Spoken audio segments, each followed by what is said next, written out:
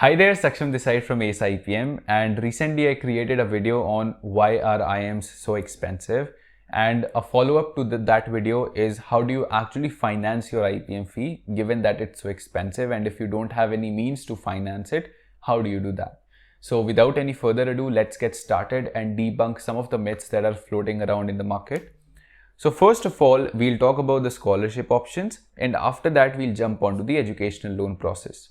So talking about the scholarship options, on the institutional basis, you have in IIM Rohtak a means cum merit scholarship and an SC/ST need-based scholarship.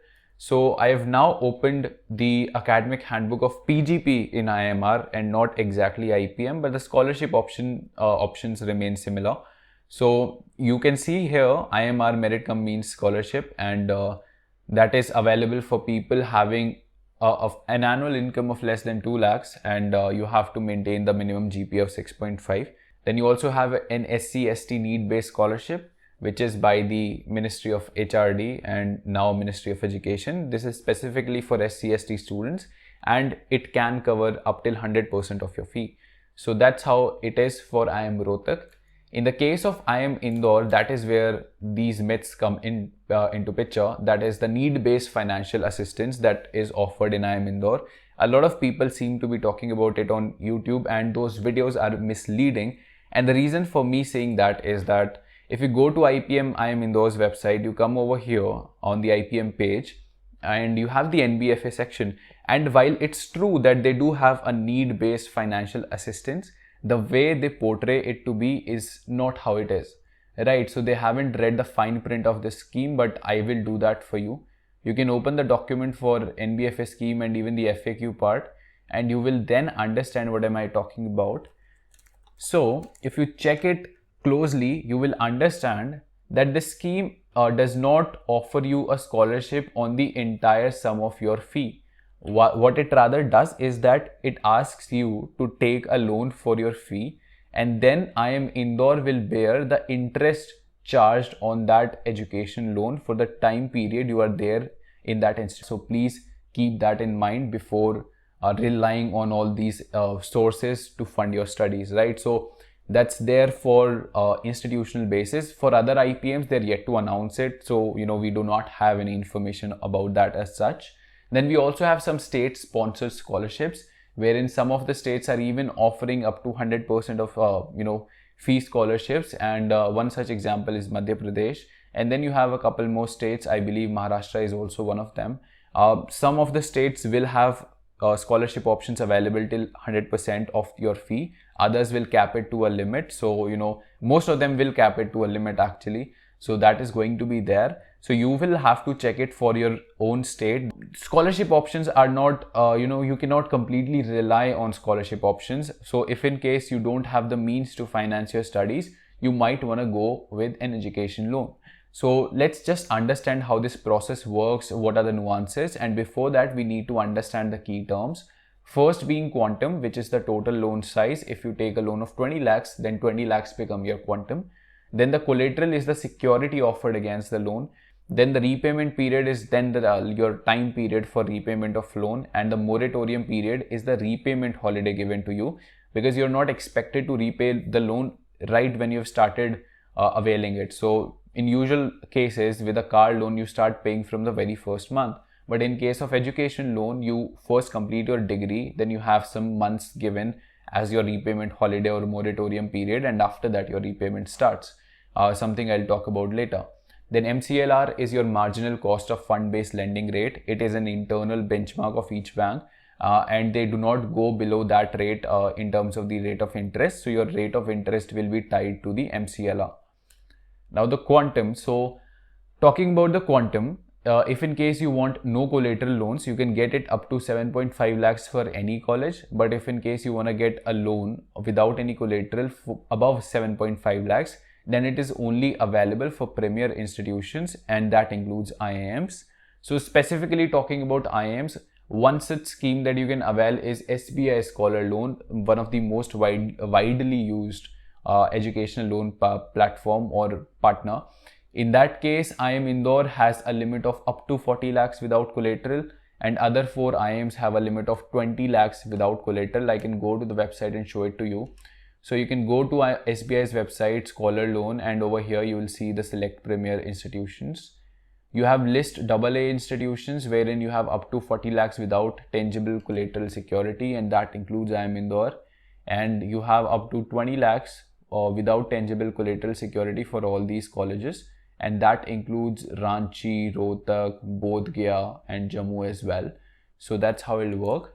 Now note that the IPM program of IIM and IIM Rohtak are approved by SBI, but for the other programs, because they are very new now, it might take some time, because during my time I remember that initially SBI did not offer loans for the IPM program of IMR. The cap was of 7.5 lakhs and the scholar loan scheme did not apply. But after a few months they did approve it, and that is when the loan processing started. And that was the case with SBI. Now there's another bank which has like generous limits in terms of giving educational loans, and that is Central Bank of India. It can provide you with a loan of 40 lakhs without any collateral for all IIMs as well as the IPM programs. So if you come over here, you can see IPM program and other similar integrated programs of IIMs are included. So the IPM program in itself is approved here. They do not require an institutional level approval. So that's a good thing about this program, and the limits are also very generous. Now talking about the application process. So that starts after you get an admit in an institution, and in that case the commitment fee is to be paid by you. So once you get an admit, you have to pay certain fee to block your seat, and you might as well have to pay your first installment of fee. That has to be done by you because the application or the loan process is going to take some time. And what happens in this case is that you first pay the fee, then your loan gets approved, and then the amount that you have already paid to the institution, that gets reimbursed back to you. So that's how it works. So you need to keep some money ready if in case you were to take admission over here. Then you have to apply through the Vidya Lakshmi portal, which is a portal created by the government for processing of loans, and you have to apply from over here. But I'd recommend you to go and talk to the bank manager, discuss everything first, and that is when they'll themselves ask you to apply through Vidya Lakshmi portal, and that is when you do it. Now you have to keep certain documents ready, and that has to be for the student as well as the parent.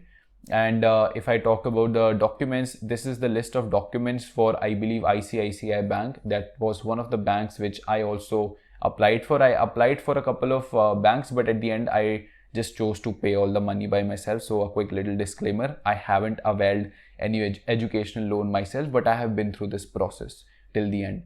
So one of the few of the documents that I'd want you to focus more on is a proof of admission or the entrance result that is required by the bank, so as to ascertain that okay, you have actually gotten an admission over there. Your parents' ITR and salary proof or business proof is also required, so you need to keep it ready. If you don't have it, then you have to arrange it somehow and get it done. Talking about the CIBIL score, a score of 750 plus is preferable, but it should not be lesser than 650, because in the case of SBI at least, they would not approve your loan if in case none of your parents has a score of above 650. So you need to keep that in mind. If in case you haven't taken a loan earlier, in that case you won't have a CIBIL score. CIBIL score is only for people who have taken debt. So if you don't have it, then I think it starts at 700 or something. I'm not very sure how this process works, but you can get you can check the CIBIL score of your parents through various apps available online, including Paytm, including Cred, I believe, and OneScore. So you can check it online and see if in case you already have the requisite CIBIL score. It's basically to determine your credit worthiness. Now that we are done with the application process, let's now talk about the interest rate. So the interest rate will be tied to the MCLR that we talked about earlier, and it will depend on the bank you apply to, the amount of loan that you take, the security that you offer, and the institution you have gotten an admit in. So because you have gotten an admit in an IIM, in that case the education loan will, or the interest on that loan will be considerably lower.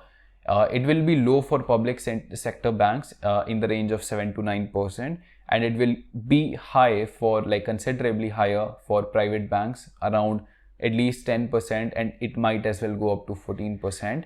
and even a difference of 1% matters a lot in this case because it is compounded. For IIMs, usually the MCLR is going to the interest is going to be MCLR plus 0.2 to 1%.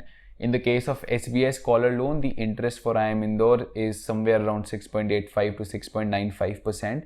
For other IIMs, it's going to be 7%. So see, that's where the rankings and the institution that you applied for or got an admission in is going to matter. So I'll just show it to you over here. If you come, the SBI Scholar Loan Scheme, for AA rated institution, the effective interest rate is either 6.5 or 6.95, and for A rated institutions it is 7%. So that's how it works. Now for in the case of Cent Vidyarthi by Central Bank of India, I believe the interest rate is around 7%. Yeah, for all other IIMs it is repo rate plus 3%, that is 7%. So that's how it works for these banks. Now the repayment period.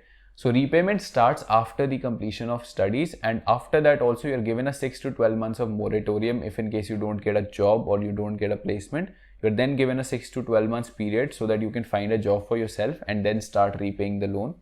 You are expected to pay at least the interest amount or interest component during the first 5 years of your study. So they do not ask you to repay the principal amount, but at least the interest.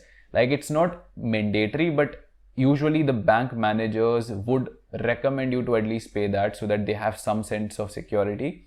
And the maximum repayment period is going to be, at least in the case of IIM or at least in the case of SBI, it is going to be 15 years, but it may vary from bank to bank. So this 15 years is basically the first 5 years of your IIM Indore journey plus 12 months of moratorium and plus 15 months or 15 years of maximum repayment period, and that's how it works. Now, is it easy? That's one of the big questions people have in their mind. See, it definitely is not the easiest thing to do, because just like any other loan, bank will assess your credit worthiness, and all that is going to take time and efforts from your end. And it's not a very smooth process, I'd say. It depends on a lot of factors if in case you get this loan or not. First of all, the institute that you are enrolled in, and because you are in an IIM, the process is going to be considerably easier for you. But of course, even inside of IIMs, you have these AA rated institutions, A rated institutions. So, there's a difference in those as well. Your CIBIL score of your parents might as well matter. A bank would not be willing to give loan to someone who has already defaulted loans in the past, and that's how the CIBIL score goes down. So that's also something they might take into consideration. Then your ITR value, especially in the case of private banks, they'll see your income tax return value, and for a loan of 30 lakhs, they'd expect you to have at least 10 lakhs as parental income every single year. So that's something you have to keep in mind, especially while applying for private banks. Not as important in the case of public banks. Then the loan amount will also matter. If in case you are taking less of loan, in that case the approval will be easier. If in case you are taking straight up 100% financing, in that case it will be a little harder for you. And also, if in case you're offering a collateral, in that case getting it becomes easier, because in that case they have a security that if in case you default, then they can at least take hold of the collateral. Otherwise, without collateral also they offer the loans, but the process is not going to be as smooth. And most of the people actually go with without collateral loans in the case of education loans. So yeah, that's completely fine even if you don't have a collateral. Now, which bank should you prefer?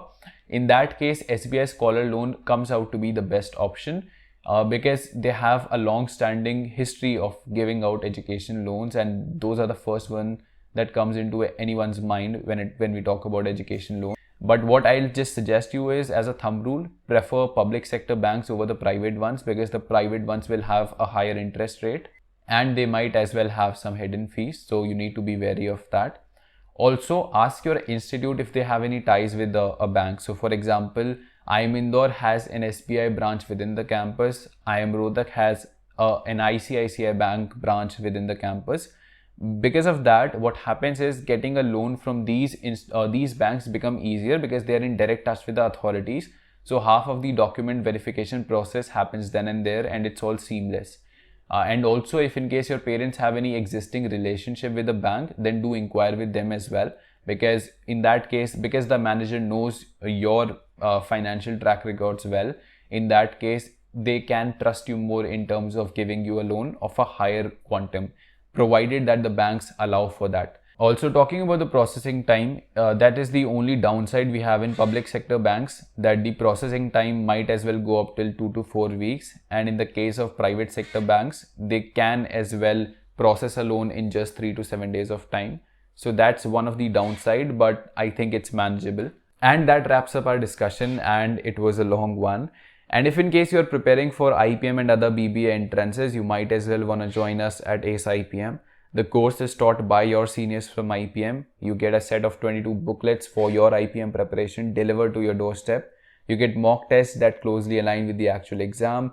Your preparation of personal interview and the written ability test is also covered by us. And most importantly, you have unparalleled support from IPM mentors, people who have actually cleared this exam themselves. So you might want to check us out. The batch registration for IPM 21 closes soon, and you can also book a free counseling session with us through our website, the link of which is down in the description. And that's about it. I hope you learned something new today. If you did, then please do leave a like on this video and subscribe to the channel for more such informational videos. And with that being said, good luck for your preparations, stay safe, and goodbye.